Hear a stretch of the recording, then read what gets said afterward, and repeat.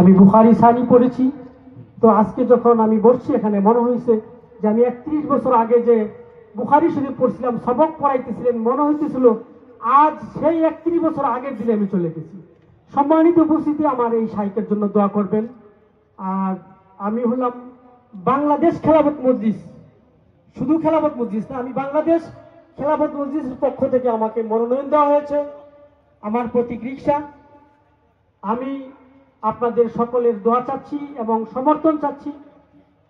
আরেকটা কথা আপনাদেরকে একটু জানিয়ে রাখি, শীর্ষ ইসলামিক দলগুলো সহ 8টা দল এক হতে যাচ্ছে। যদি এক হয়ে আমাকে মনোনয়ন দেওয়া হয় অথবা ইসলামিক দলের যে কেউকে মনোনয়ন দেওয়া হয়, আমি কাজ করব।